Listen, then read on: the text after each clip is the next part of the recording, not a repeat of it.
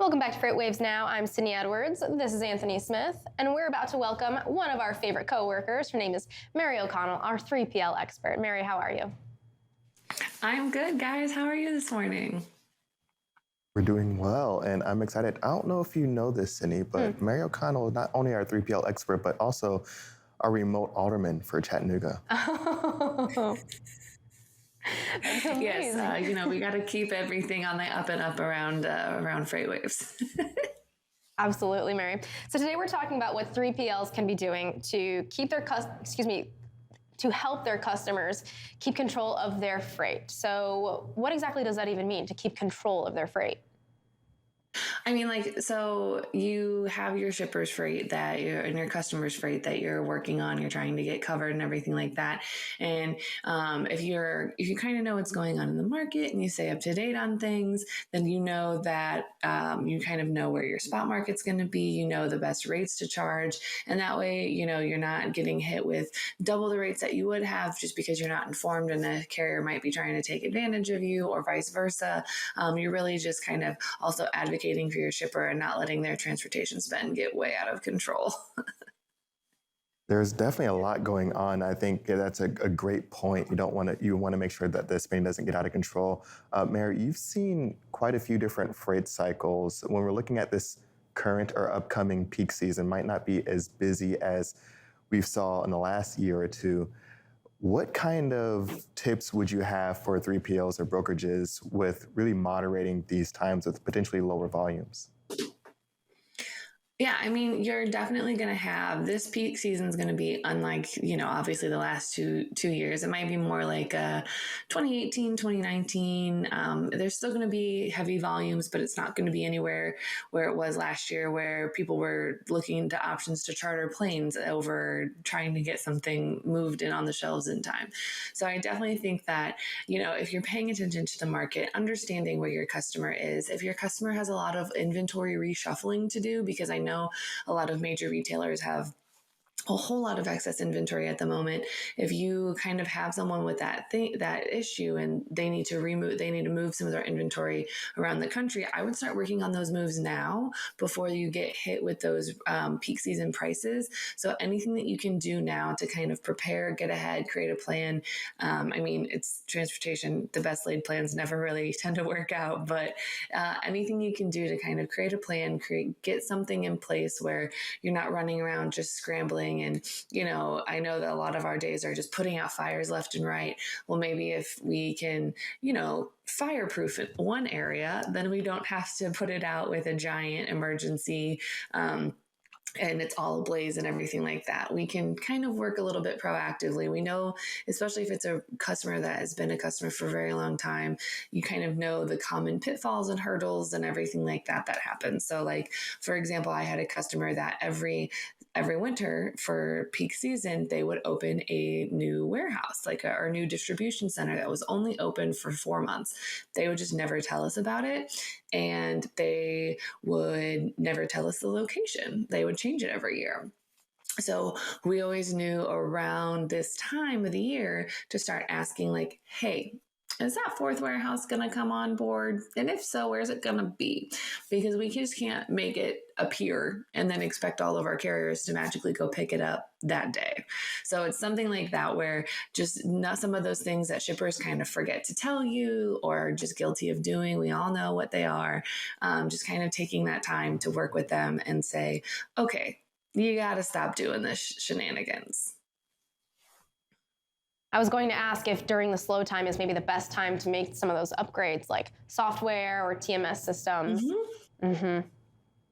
It absolutely is. I mean, if every industry has a different peak season. So for example, right now, if you're in agriculture, you're going hard on harvest season, and same with by the time harvest season wraps up, you're in retail peak season. So kind of finding that nice balance where the majority of your customers might have different peak seasons, trying to find that downtime might be the best time to implement a software. Obviously, you've been You've been probably had it in test and been working through some of the bugs in the test environment, but to actually go live with it, I would try to find a time where you are not necessarily in all of your customers' peak seasons. There might be a couple weeks where it might just be a little bit slower than normal, that you can kind of get away with a couple flubs or anything that comes with implementing a new system, because it's totally going to work when I press the button and everything goes live. So just finding stuff like that where you can make sure that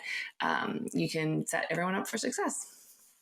And Mary, I think you may have slightly hinted towards this a little bit earlier when really kind of understanding what your customers are going through and what their peak seasons are. But can you talk to or dig a little bit deeper on the importance of relationship building throughout, economic upturns and downturns, especially when you really need to kind of continue to maintain or even grow your business? I know money talks and rates are rates, but how important is just really maintaining that relationship and those soft skills?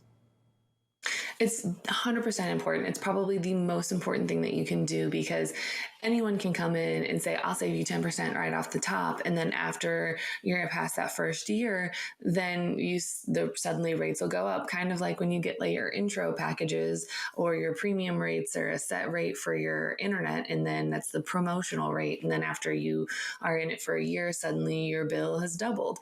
So kind of making sure that, you are addressing their needs, because you never want to hear about something like, oh, well, this one time we've had this ongoing problem and no one's fixed it. Well, if you don't tell me that it's a problem, I can't fix it. So really, I know that everyone never wants to bother their customers. They're like, no, we don't need to bother them, it's fine.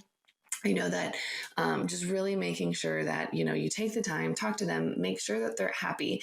And if there is a problem, address it and say, okay, this is why it happened.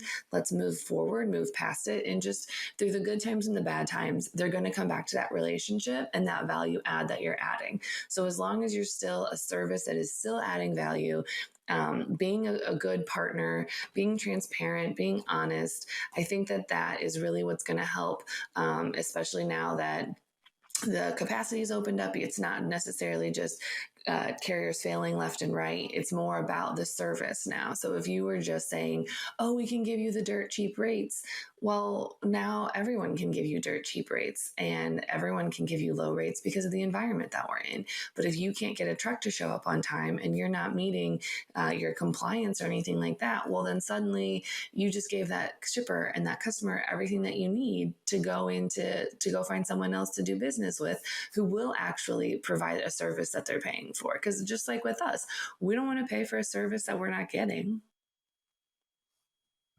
Exactly, Mary. Now, while we still have you on, anything else folks can look forward to when it comes maybe to Chat Call or anything else in the 3PL world? I mean, there's a lot of mid-year kind of 3PLs quarterly surveys that are coming out. So I'm really excited to get into some of those and see, if shipper sentiment is really matching what 3PLs are saying, because everyone likes to think that I'm the greatest, I'm the most amazing. But when you interview shippers, they sometimes don't always agree with that, or their values or their goals don't necessarily align. So I'm really excited for some of those studies to come out. I believe that we just had a freight broker study come out. And then also you can just look forward to Chat Call. We've got a whole bunch of great new episodes coming out every Tuesday right here on FreightWaves TV at 12:30, right after Put the Coffee Down. And we've got a bi-weekly newsletter that comes out. So if you want to get that in your inbox every Tuesdays and Thursdays, just go to freightwaves.com/chatcall. Awesome, Mary. Well, thank you so much for joining us this morning. I'm looking forward to Chat Call, and we'll be sure to check in with you a little bit later on throughout the week. Have a good day, guys. We're going to take a look now at our next carrier update with Donnie Gilbert and Tony Mulvey.